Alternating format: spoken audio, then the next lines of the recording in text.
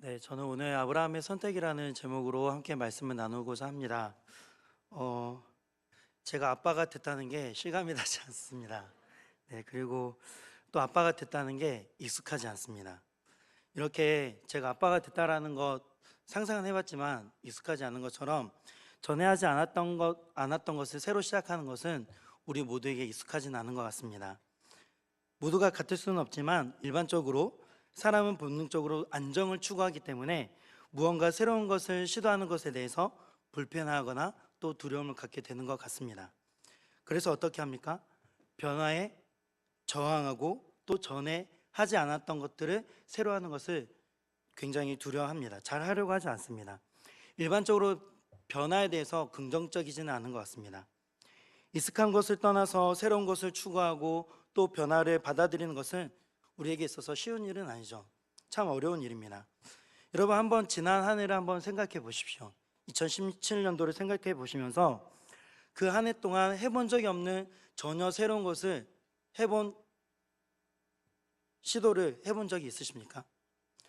어쩔 수 없이 하게 된 경우가 아니라 스스로 선택해서 자신의 의지로 새로운 일을 시도한 경우가 얼마나 있으십니까? 아마 그런 일은 많지 않을 거라고 생각합니다. 왜냐하면 그것은 불편하고 어색하고 두려운 일이기 때문입니다. 하지만 때때로 우리는 커다란 변화를 앞에 두고 선택의 갈림길을 설 때가 있습니다. 변화를 받아들이느냐 아니면 변화를 거절하느냐, 그러한 선택의 때를 만날 수 있습니다. 오늘 본문에서 우리는 새로운 시작을 이제 맞이하게 된 한 인물을 만나게 됩니다. 그는 자기 평생의 인생에 있어서 가장 큰 변화에 직면해 있었습니다. 오늘의 이야기의 주인공 아브라함은 변화를 선택할 수 있었고 반대로 안정을 선택할 수 있었습니다. 과연 그는 어떠한 선택을 했을까요? 우리가 모두가 다 알고 있지만 분명히 아브라함은 믿음을 선택했습니다. 변화를 선택했습니다. 그렇다면 이 아브라함의 선택이 우리에게 주고자 하는 교훈은 무엇일까요? 오늘 우리가 이 말씀을 통해서 아브라함에게 믿음을 배우기 원합니다. 그리고 아브라함을 부르시고 그 아브라함을 통해서 자신의 원대한 위대한 계획을 이루시는 우리 하나님을 생각하기 원합니다. 먼저 우리는 아브라함이 먼저 어떤 사람인지 그의 신상을 파악해 볼 필요가 있습니다. 아브라함은 상당히 큰 도시인 갈대아 우르란 곳에서 살던 평범한 남자였고요. 그는 그곳에서 오랫동안 살아왔고 안정된 생활을 하고 있었습니다. 그리고 같은 지역 출신의 아주 아리따운 아내 사내를 아내로 두고 있었습니다. 그런데 이 아브라함에게 있어서 가장 유일한 걱정거리가 하나 있었죠. 그게 무엇이었습니까? 네, 자녀가 없다는 것이었습니다. 창세기 11장 30절에서 알 수 있듯이 아내인 사레가 임신하지 못한 것이었습니다. 그리고 아브라함의 아버지는 데라인데요, 여호수아 24장 2절에 의하면 데라는 원래 하나님을 믿지 않는 우상 숭배자였습니다. 그 아들인 아브라함도 마찬가지였겠죠. 그런데 그런 그에게 역사적인 일이 시작이 됩니다. 어느 날 아브라함은 자신의 인생을 완전히 180도 완전히 뒤바꾸게 될 만한 사건을 경험하게 되는데요, 바로 하나님의 음성을 듣게 된 것입니다. 하나님께서 그에게 말씀하십니다. 1절 말씀을 같이 함께 읽어보겠습니다.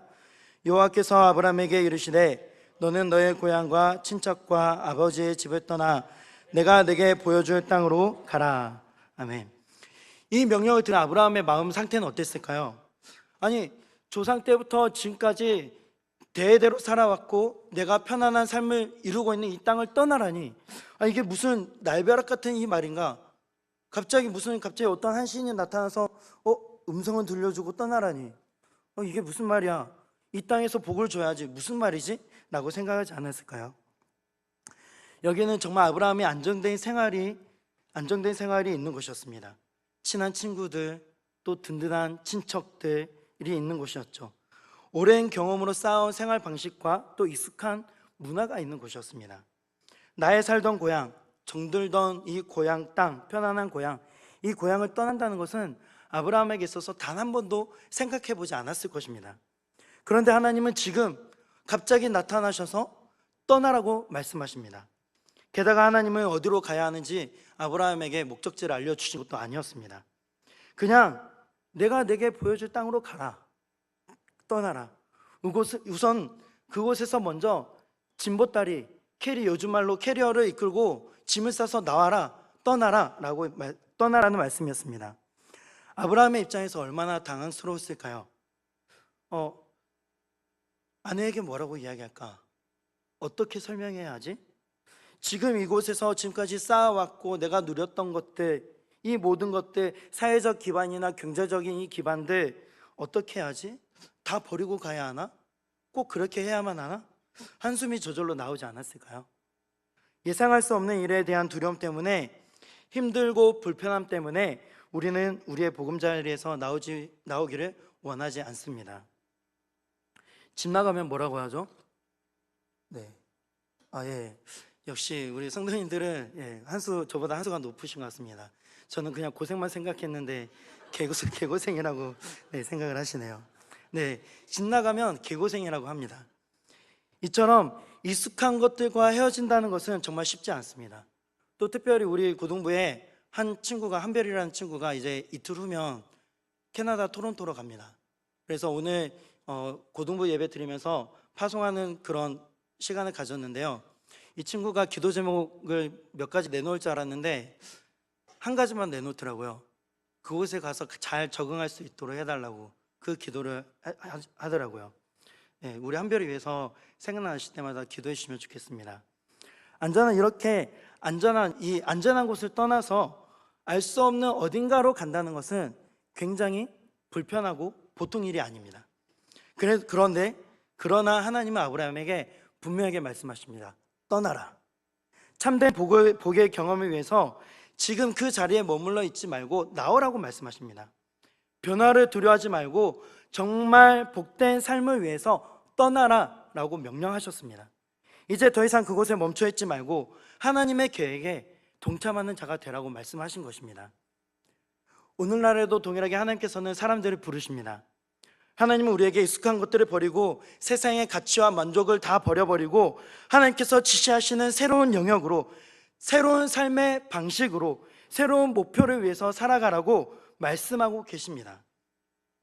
지금까지 나를 위해서, 내가 좋아하는 것을 위해서 내 생각대로, 내가 원하는 대로, 내가 바라는 것, 온통 내가 중심이 되어서 살아왔는데 하나님은 그것이 아니라, 네가 그렇게 사는 게 아니라 주님 안에서 참된 의미와 참된 가치를 발견하고 하나님의 목적대로, 하나님의 그 방향으로 살도록 우리를 부르신 줄 믿습니다. 그렇다면 여러분은 그 부르심에 현재 어떻게 반응하고 계십니까? 하나님의 부르심을 받은 아브라함을 생각해 보세요. 아브라함이 느꼈을 갈등과 고민들을 함께 생각해 봤으면 좋겠습니다. 그는 아마 정말 밤잠 이루지 못하고 계속해서 밤을 새면서 곰곰이 생각했을 것입니다. 생각에 꼬리에 꼬리를 물고 계속 생각을 했을 것입니다. 왜 꼭 떠나야만 하냐고, 왜 이 방법밖에 없냐고, 내가 복이 되는데 이 방법밖에 없습니까? 내가 지금 현재 이 자리에서 이루어진 이 경제적인 기반을 가지고 사람들에게 복이 될 수 있는데 왜 꼭 떠나야만 합니까? 하나님께 다시 물었을지도 모르겠습니다. 그렇다면 하나님 왜 이 아브라함에게 이 어려운 떠나라는 명령을 주셨을까요? 아브라함을 괴롭히려고 하셨을까요? 그것은 아닌 것 같습니다. 하나님께서 아브라함을 부르신 목적은 하나님의 주권적인 계획이 있기 때문이었습니다. 하나님은 세상의 복을 전할 한 민족을 세우기 위해서 아브라함을 선택하셨습니다. 그리고 하나님은 온 인류를 향한 놀라운 구원 계획 가운데 아브라함을 사용하시려고 그를 부르신 것이었습니다. 사랑하는 성도 여러분, 하나님의 부르심에는 분명한 약속이 있습니다. 믿으십니까? 하나님의 부르심에는 분명한 약속이 있습니다. 그래서 하나님의 부르심 앞에 고민과 갈등이 생길 때 선택의 어려움 가운데 우리가 더 집중하고 마음을 써야 할 것은 바로 하나님의 약속입니다. 왜냐하면 하나님의 약속은 우리가 더 나은 선택을 할 수 있도록 우리의 길잡이가 되어서 우리를 안내해 주기 때문입니다. 본문을 보면 하나님께서 아브라함에게 가라라는 명령을 하시고 이어서 2절에서 세 가지 약속을 주시는데요, 같이 함께 읽어보겠습니다. 내가 너로 큰 민족을 이루고 내게 복을 주어 내 이름을 창대하게 하리니 너는 복이 될지라. 아멘. 그 약속은 바로 이것입니다. 내가 너로 큰 민족을 이루게 하겠다. 내가 너에게 복을 주고 또 내가 너의 이름을 크게 떨치도록 하겠다라는 약속입니다. 이 말이 무슨 말입니까? 바로 하나님께서 하시겠다는 것입니다. 이 약속 네가 하는 게 아니라 내가 이 약속대로 이루어 줄 거야 라는 하나님의 말씀, 약속의 말씀이었습니다. 하나님께서 하시겠다는 이 세 가지 약속 다음에 또 하나의 명령이 이어지는데요, 그것은 복이 될지라, 즉 복이 되라는 말입니다. 아브라함, 네가 바로 복이야. 네가 복이 되라. 가라라는 명령과 이 복이 되라는 명령은 서로 원인과 결과로 나타나게 되는데요, 다시 말하면 아브라함이 떠나지 않고 그 갈대아 우르라는 그 땅에서 머물러 있다면 복이 될 수 없지만 그곳에서 하나님께서 명령하신 대로 떠나면 복이 된다라는 말씀입니다. 그래서 이것은 명령에 따른 약속, 즉 부르심에 대한 축복입니다. 그리고 복이 되라는 명령은 3절에 나오는 두 가지 약속을 통해서 그 의미를 이해할 수 있는데요, 같이 함께 읽겠습니다. 너를 축복하는 자에게는 내가 복을 내리고 너를 저주하는 자에게는 내가 저주하리니 땅의 모든 족속이 너로 말미암아 복을 얻을 것이라 하신지라. 아멘. 하나님은 이 말씀을 통해서 알 수 있는 것은, 하나님은 아브라함과 자신을 동일시함으로 아브라함을 축복하는 사람에게 복을 주고 아브라함을 저주하는 사람에게 저주를 내릴 것이라는 약속을 또 주십니다. 이게 무슨 말이냐면요, 아브라함을 지원하고 그의 믿음을 인정하는 사람들은 복을 받게 될 것이지만 그를 무시하거나 핍박하거나 가볍게 여기는 사람들에게는 그에 상응한 대가를 지불하게 될 것이라는 것입니다. 이어지는 두 번째 약속은 땅의 모든 족속이 너로 말미암아 복을 얻을 것이라 라는 겁니다. 아브라함이 복이 된다면 하나님께서는 그를 지키시고 보호하실 뿐만 아니라 그와 그의 자손을 넘어서 모든 사람에게 복을 베푸신다는 것입니다. 이것이 바로 아브라함에게 주어진 약속입니다. 그렇다면 이 약속은 언제 이루어지고 언제 성취되는 것일까요? 아브라함이 하나님의 말씀에 따라서 순종할 때입니다. 그가 순종할 때 이 약속들을 누리게 되는 것입니다. 물론 하나님께서는 어떻게 해서든지 그 약속, 그 복을 받도록 이루어 가실 것입니다.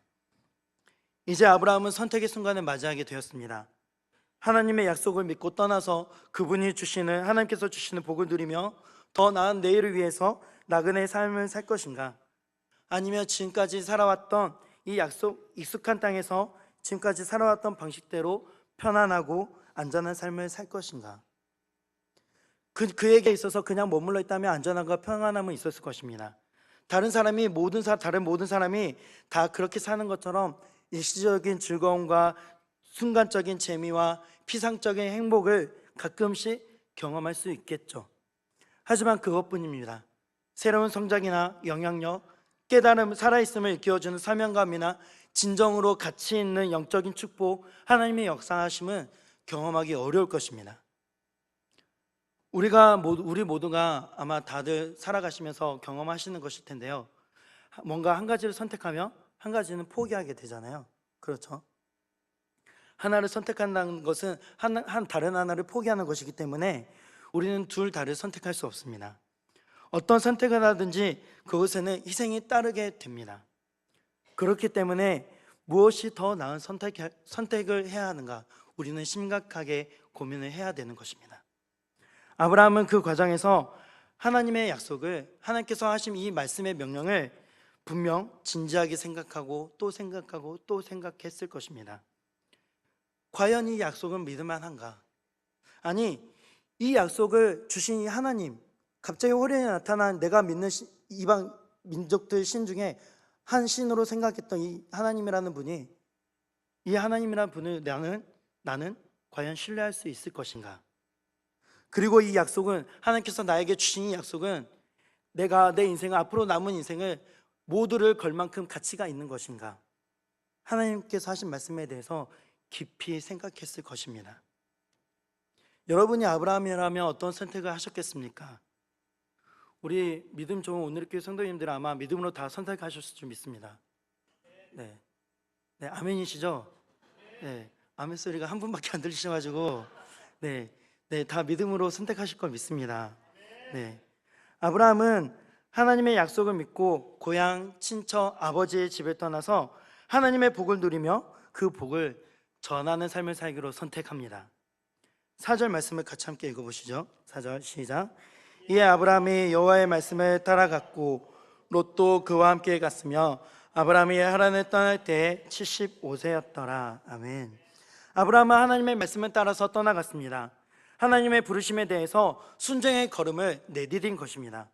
우리는 본문 말씀과 사도행전 7장 2절을 통해서 아브라함은 하나님의 부르심에 순종하여 갈대아 우르를 떠났고 하란에 잠시 거하다가 다시 가나안 땅으로 이동한 것을 알 수 있는데요. 본문은 아브라함이 하란을 떠난 것과 갈대아 우르를 떠난 것에 대해서 크게 구분을 두고 있지 않습니다. 그 부분을 구분하지 않고 동일한 맥락에서 다루고 있는데요. 그 이유는 부르심에 대한, 하나님의 부르심에 대한 아브라함의 순종에 더 관심을 두고 있기 때문입니다. 오늘 본문 말씀에서 알 수 있는 것처럼 그 당시 아브라함의 나이 몇 세요? 네, 75세였습니다. 그 나이에, 그 노인의 나이에 자신이 모르는 미지의 땅으로 가려고 하는 사람이 있을까요?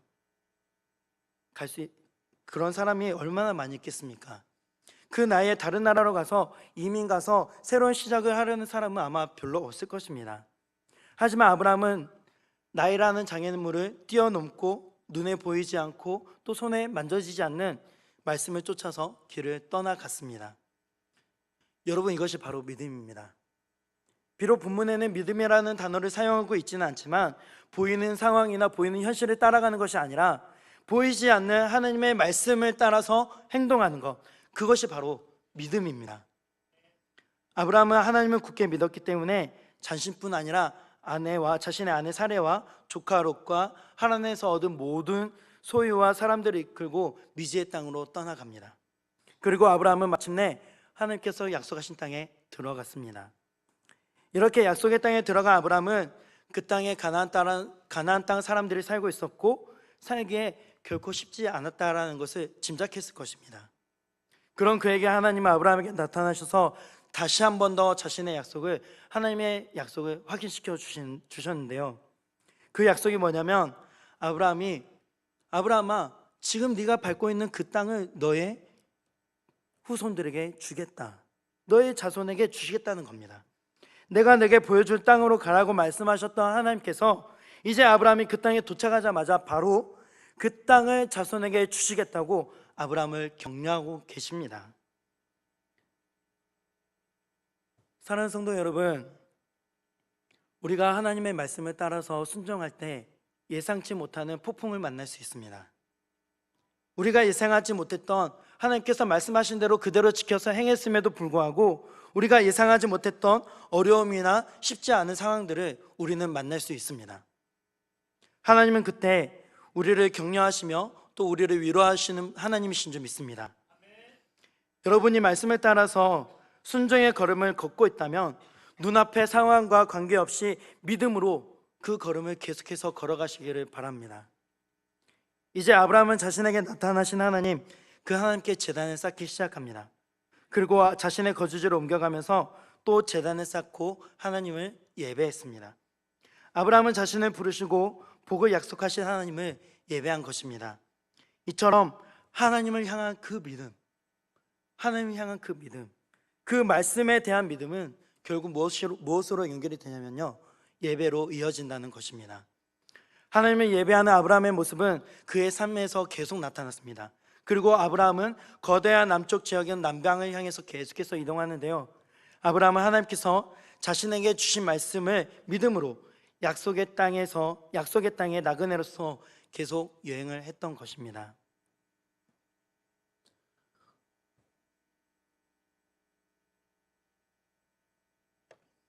오늘 아브라함의 이 이야기를 통해서 배울 수 있는 것이 여러 가지가 있지만 그 중에서 제가 여러분과 같이 함께 나누고 싶은 것은 바로 이것입니다.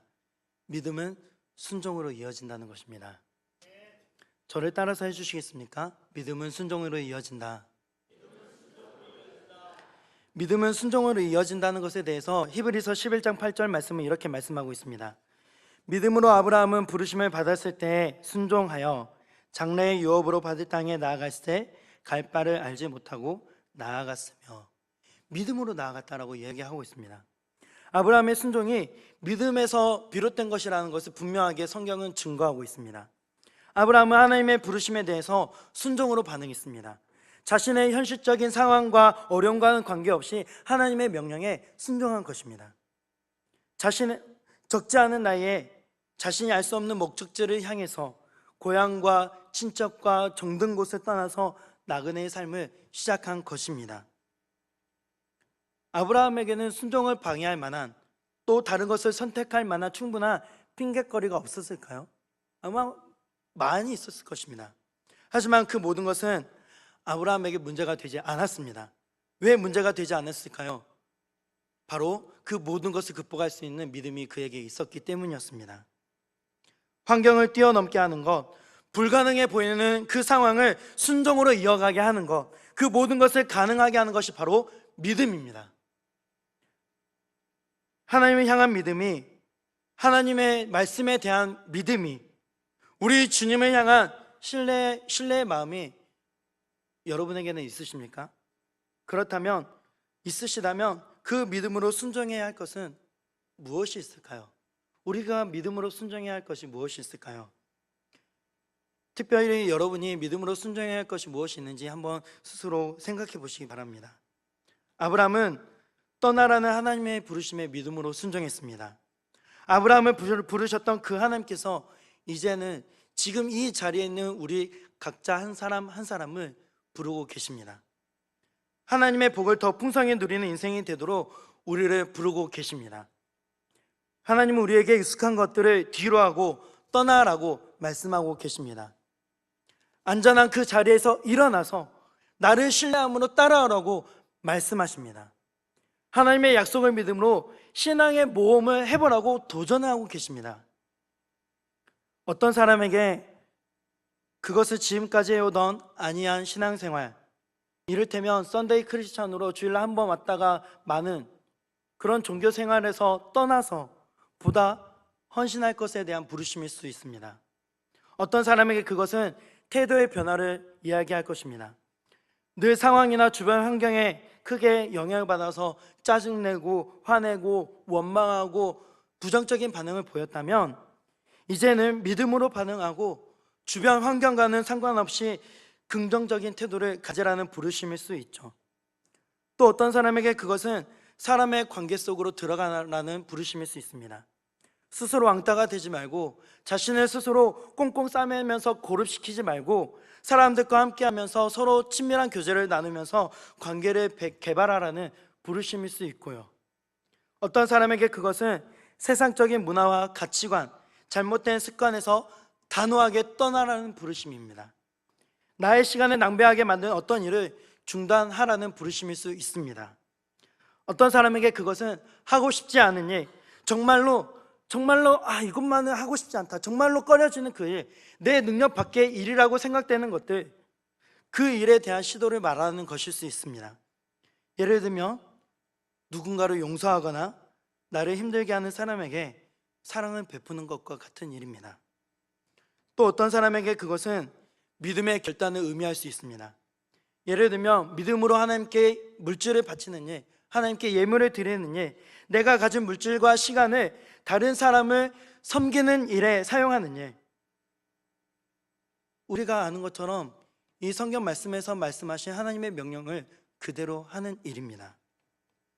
어떤 사람에게 그것은 이기적인 생각이나 자신의 고집에서 떠나라는 부르심입니다. 즉 어린아이와 같은 연약한 신앙에서 벗어나서 좀 더 성숙한 신앙인으로 다른 사람을 돌아보면서 다른 사람을 위로하라는 그런 부르심일 수 있습니다. 그러므로 무엇이든지 여러분을 쓰시겠다고 하시는 그 하나님을 신뢰하시면서 그 부르심에 믿음으로 순종하시는 성도님들 되시기를 바랍니다. 사실 하나님의 말씀에 대한 순종보다 우리의 믿음을 더 잘 나타내는 것은 없습니다.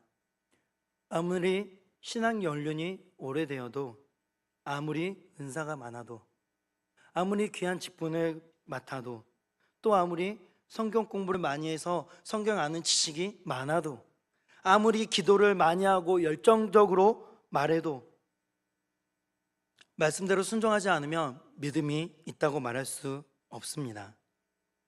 아브라함은 하나님을 믿었고 그분의 약속을 신뢰했기 때문에 떠나라는 하나님의 부르심에 순종할 수 있었습니다. 그리고 그는 순종했기 때문에 믿음의 조상이 될 수 있었습니다. 물론 그가 즉각적으로 순종하지 않았다면 하나님께서는 어떠한 방법으로든지 그 아브라함을 믿음의 조상으로 만드셨을 것입니다. 이름 없는 평범한 삶으로 끝날 수 있었던 그의 인생이 인종과 시대를 뛰어넘어서 온 인류의 구원자 되시는 예수 그리스도의 조상이 되었습니다.